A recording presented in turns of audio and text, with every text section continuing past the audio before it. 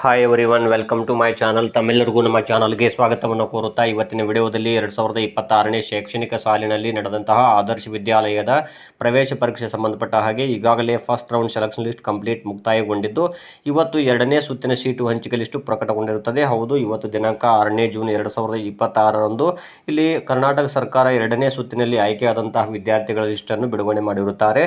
ಇಲ್ಲಿ ತಮ್ಮ ಮಗ ಅಥವಾ ಮಗಳು ಎಕ್ಸಾಮನ್ನು ಬರೆದಿದ್ದರೆ ಸೆಲೆಕ್ಟ್ ಆಗಿದ್ದಾರೆ ಇಲ್ವಾ ಅಂತ ಚೆಕ್ ಮಾಡಿಕೊಳ್ಳುವುದು ಹೇಗೆ ಅನ್ನೋದನ್ನು ಕೂಡ ನಾನು ಈಗಾಗಲೇ ಹಿಂದಿನ ವಿಡಿಯೋದಲ್ಲಿ ತಿಳಿಸಿದ್ದೇನೆ.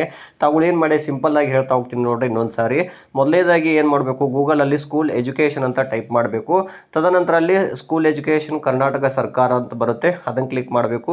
ಅದು ಆದ ನಂತರ ಕೆಳಗಡೆ ಇಲ್ಲಿ ಏನು ಬರುತ್ತೆ ಅಂದರೆ ಇಲಾಖೆಯ ಲಿಂಕ್ಗಳಂತಿರುತ್ತೆ, ಅಲ್ಲಿ ಆದರ್ಶ ವಿದ್ಯಾಲಯ ಅಂತಿರುತ್ತೆ. ಅದನ್ನು ತಾವು ಇಲ್ಲಿ ಕ್ಲಿಕ್ ಮಾಡಿದ ಕೂಡಲೇ ಫಸ್ಟಿಗೆ ಒಂದು ಪೇಜ್ ಓಪನ್ ಆಗುತ್ತೆ.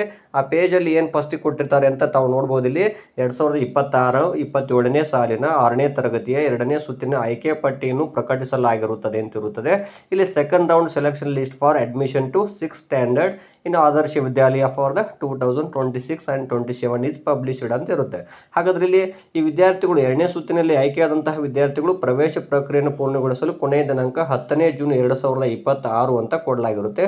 ಸೊ ತಾವೇನು ಮಾಡಬೇಕು, ಅಲ್ಲಿ ಹೋಮ್ ಪೇಜ್ ಅಂತ ಇರುತ್ತೆ ನೋಡ್ರಿ, ಮುಖಪುಟ, ಅದನ್ನು ಕ್ಲಿಕ್ ಮಾಡಿ ನೆಕ್ಸ್ಟ್ ಏನು ಮಾಡಬೇಕು ಅಂದರೆ ಇಲ್ಲಿ 2026-27ನೇ ಸಾಲಿನ 6ನೇ ತರಗತಿ ಪ್ರವೇಶ ಅಂತ ಇರುತ್ತೆ, ಅದನ್ನು ಕ್ಲಿಕ್ ಮಾಡಬೇಕು. ತದನಂತರ ಅಲ್ಲಿ ಕ್ಲಿಕ್ ಆದ ಕೂಡಲೇ ನೀವು ನೋಡ್ತಾ ಬರಬೇಕು, ಅಲ್ಲಿ ಸೂಚನೆಗಳು, ಪರೀಕ್ಷೆಗೆ ಅರ್ಜಿ ಸಲ್ಲಿಸಿ, ಅರ್ಜಿ ಸ್ವೀಕೃತಿ ಮುದ್ರಿಸಿ, ಅಲ್ಲಿ ಅರ್ಜಿಯನ್ನು ಮಾರ್ಪಡಿಸಿ ಅಂತ ಇರ್ತದೆ. ಅದೇ ರೀತಿ ನೀವು ಸರ್ಚ್ ಮಾಡ್ತಾ ಬಂದಾಗ ಸೀಟು ಹಂಚಿಕೆಯನ್ನು ಪರಿಶೀಲಿಸಿ ಅಂತ ಇರುತ್ತದೆ ನೋಡಿ, ಅದನ್ನು ತಾವು ಕ್ಲಿಕ್ ಮಾಡಿದ ಕೂಡಲೇ ಇಲ್ಲಿ ಮೊದಲಿಗೆ ಏನು ಬರುತ್ತೆ ಅಂದರೆ ತಮ್ಮ ಇಲ್ಲಿ ರಿಜಿಸ್ಟ್ರೇಷನ್ ನಂಬರು ಅಥವಾ ಇಲ್ಲಿ SATS ನಂಬರ್ ಇರುತ್ತಲ್ಲ, ಅದನ್ನು ತಾವು ಹಾಲ್ ಟಿಕೆಟಲ್ಲಿ ಇರುತ್ತೆ, ಆ ನಂಬರ್ನ ಎಂಟ್ರಿ ಮಾಡಿ ಸೆಕ್ಯೂರಿಟಿ ಕೋಡ್ ಅಥವಾ ಭದ್ರತಾ ಕೋಡ್ ಅಂತ ಇರುತ್ತಲ್ಲ, ಅದನ್ನು ತಾವು ಎಂಟ್ರಿ ಮಾಡಿ ಅಲ್ಲಿ ಸರ್ಚ್ ಕೊಟ್ಟರೆ ತಮ್ಮ ಮಗ ಅಥವಾ ಮಗಳು ಸೆಲೆಕ್ಟ್ ಆಗಿದ್ದರೆ ಅಲ್ಲಿ ಆಯ್ಕೆ ಪಟ್ಟಿಯಲ್ಲಿ ತಾವು ಸೆಲೆಕ್ಟ್ ಆಗಿದ್ದೀರಿ ಅಂತ ಮಾಹಿತಿ ಬಂದಿರುತ್ತೆ. ಸೊ ತಾವೇನು ಮಾಡಬೇಕಲ್ಲಿ ಅಲ್ಲಿ ಕೊಟ್ಟಿರುವಂಥ ದಿನಾಂಕ ಕೊಟ್ಟಿದ್ದಾರೆ ಅಷ್ಟರೊಳಗಾಗಿ ಹೋಗಿ ತಾವು ಅಡ್ಮಿಷನನ್ನು ಮಾಡಬೇಕಾಗುತ್ತೆ. ಯಾವ ಒಂದು ಆದರ್ಶ ವಿದ್ಯಾಲಯಕ್ಕೆ ತಾವು ಸೆಲೆಕ್ಟ್ ಆಗಿದ್ದೀರಿ ಆ ಶಾಲೆಗೆ ಹೋಗಿ ತಾವು ಅಡ್ಮಿಷನ್ ಮಾಡಬೇಕಾಗುತ್ತೆ. ಇದು ಇರುವಂತಹ ಒಂದು ನಿಯಮ ಆಗಿದೆ.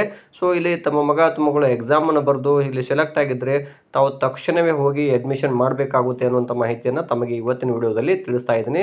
ಯಾಕಂದರೆ ಸೆಕೆಂಡ್ ರೌಂಡಲ್ಲಿ ಆಯ್ಕೆಯಾದಂಥ ವಿದ್ಯಾರ್ಥಿಗಳಿಗೆ ಇಲ್ಲಿ ಬಹಳ ದಿನಗಳು ಟೈಮ್ ಇಲ್ಲ, ಕೇವಲ 4 ದಿನಗಳು ಮಾತ್ರ ಕಾಲಾವಕಾಶ ಕೊಟ್ಟಿರ್ತಾರೆ.